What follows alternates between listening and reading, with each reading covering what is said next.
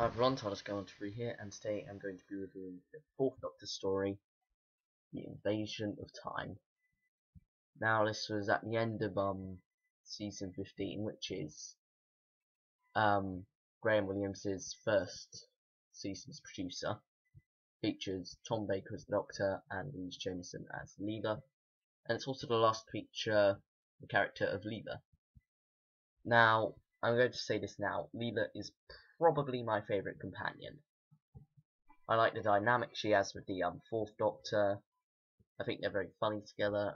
I think it's interesting. It's a very unique dynamic as well, because you often have those stories where you could say, oh well, the story was good, but the companion could easily swap out with someone else.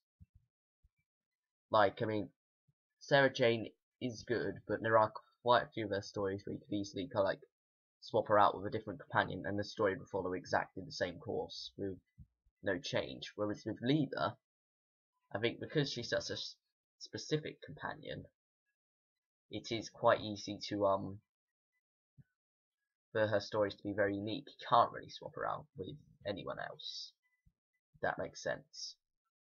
So I like that. Now the story itself features us on Tarans in like the last two parts and right at the end of the fourth. So yeah, that's the only really recurring monster. You've also got the Vardans, and to be honest, this was at the end of a season, and it honestly does look like the money had simply just run out by this point. You know, it starts off with a very good model shot actually, and if you enjoyed that, that's about the only thing you will enjoy. No, I'm only joking. It is a good model shot, but it looks a lot of the other things in this look very poorly done. And yeah, so moving on to the story itself, I think it was written in quite a hurry because another production had to be dropped out because it was too expensive, and was replaced with this sequel to the Deadly Assassin because it could be, you know, easily cheaply done because they already had quite a few of the sets from that story. So, is it a good follow-up? Well, sequel? Not really. It doesn't live up to the Deadly Assassin at all, I don't think. It barely has any connection to it. A lot of things have changed on Gallifrey because, you know, before humans could, well, any other species could not go there except Time Lords, but now they're allowed to go there and stay there in Leela's case. So you got that whole thing. And I just generally don't like the idea of this. I think in the Deadly Assassin it was left ambiguous enough. You got this kind of like idea of these politically scounding people. It was quite dark. These sets are quite light and whatnot. And yeah, and there's also kind of like the idea that Gallifrey is literally just this single citadel kind of thing, and there's nothing else but wilderness outside of that. And to be honest, that doesn't sound like a great civilization at all. Now I know they kind of like changed it.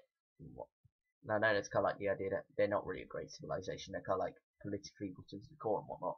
But you still get the idea that there are people outside of the city, out of the main citadel and whatnot. Kind of like there's an entire planet out there because the Doctor mentions kind of like, and in his third incarnation, a lot about a guru, which we actually meet in the Planet of Spiders and whatnot. But here, there's none of that. It's literally just one citadel and then a barren wasteland on the outside. And I honestly don't really like that portrayal of the Time Lords that much. So now, moving on from that, you got the Vardans, who are in parts 1 to 4 just kind of like the invaders of Gallifrey and whatnot. And I think the idea is quite good, but you know, they literally just look like tinfoil monsters at first. They do look very poor in a lot of ways, but then they get replaced with their full forms, which are just humanoid creatures. And to be honest, they look even worse. I mean, they don't really make any threat at all. And I know the money was low, but to be honest, they could have done better than that. I think it was very disappointing. So yeah, I think the story itself for the first 4 episodes mainly stands up as a story, but then you get into the final 2 episodes of Sontaran where it kind of becomes a bit of a mess. But it's a fun mess, I guess, in some ways, but a mess nonetheless. And I think like the resolution, yeah, kind of like with the Doctor literally using a gun to shoot Commander Store, and the DMAT gun, which is supposed to be forbidden and it's apparently very powerful and whatnot. It's just you don't really get that. You don't see why he had to build such a forbidden and powerful gun just to kill a couple of Sontarans. And then there's Store's whole thing with the grenade, which apparently will blow up the entire galaxy, taking his fleet with it and the entire of Gallifrey. And you think, what? I mean, it's this tiny grenade. If the Sontarans have access to that powerful weaponry, then what's... I don't know, it just seems stupid, really, and a bit lazy in that respect. And to be honest, the last 2 episodes themselves seem like they are just a separate story altogether, just bunged on to the end of this one, which is quite unfortunate, really. So I think that the first 4 episodes are... I think it could have been better if they cut out the last 2 episodes completely, edited it to make it a 4-parter, and then carried the money over from the last 2 episodes to the first 4 to make it a bit better. And I think then the story would be better. You don't necessarily need the Sontarans in there. So yeah, I think that would have worked quite well. But anyway, so I think...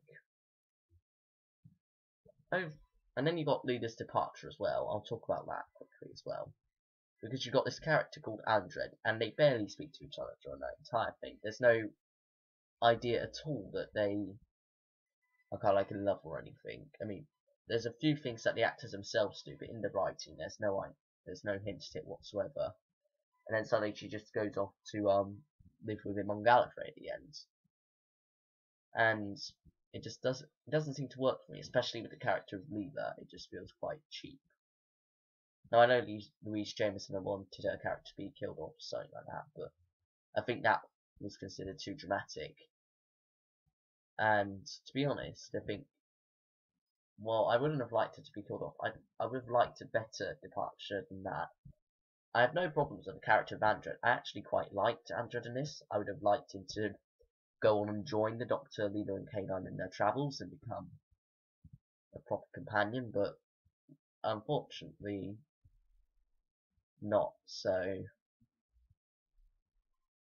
yeah, I think what we got is what we've got, and it's not the best. So yeah, now I think oh yeah, and Rodan is our first female Time Lord since Susan, or Time Lady rather, since Susan, and well, there's even the idea that Susan might not be a Time Lady or something like that, I don't know. Because Gallifreyan society is never really clearly stated. Although I take some bits of it to mean kind of like the Time Lords, so basically leaves and whatnot, they're the ones with the power to regenerate. And then you got the lower down people outside the city. Because you got, I think there's actually a line in this, which doesn't fit too well, with the Doctor saying people are dying out there, men, women, Time Lords even, which kind of, I don't know, kind of hints that there are, but elsewhere in the story it doesn't even say that. So yeah, but Rodan, anyway, back to Rodan, I'm pretty sure she was a prototype for Romana next series, especially Mary Tam's Romana, really. She very much feels a lot like that kind of character. And overall, Rodan herself, I quite like, and her relationship with Leela is quite nice as well. They seem to get along quite well and whatnot. So yeah, that bit is quite nice. Now, I think that's enough for this now. let's move on to rating it. Rating this, I was very unsure what to give it, and I think it's hovering over 4, 5, and 6. It's a very wide range because part of me wants to give it a 6 because it is an enjoyable story at some points, and I think if you don't look too much into it, then it falls apart. But if you pick at it even in the slightest, the whole thing falls apart, unfortunately. So that would put it down to a 4. But I think overall, to be fair to the story, I'm gonna go in the middle and go with a 5 probably, because it does have it is enjoyable in places, and it does have its good parts. It has a lot of good lines in the Fourth Doctor. The Fourth Doctor gets loads of good lines. It's been where it's just like one of the guards is going, but if I let you leave my side, Castellan will have me shot, and then the Doctor goes, well, that's okay, I'll have him shot. And there are very funny lines like that throughout the story, which I think are really good. And then you got the whole thing about the opening the door as well. I think that's very good for Tom Baker to do, and I think he does them very well. So yeah, 5 out of 10 is the rating. Now I've also got one more thing to say. I'm thinking of changing up the channel a bit, making more interesting videos and whatnot, because right at the moment it's just review every Saturday and whatnot, and I've had occasional other videos as well, but mostly it's been reviews. So I'm just wondering if anyone has any suggestions what else I should do. I'm thinking of doing a couple of top 10s.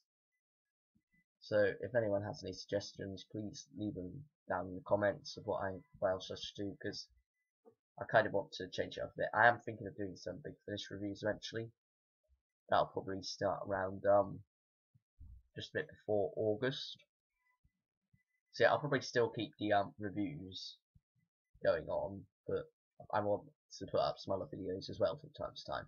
So any suggestions for what other videos I could do, please leave below. So thank you for watching this review, everyone. Next week, not sure what it will be.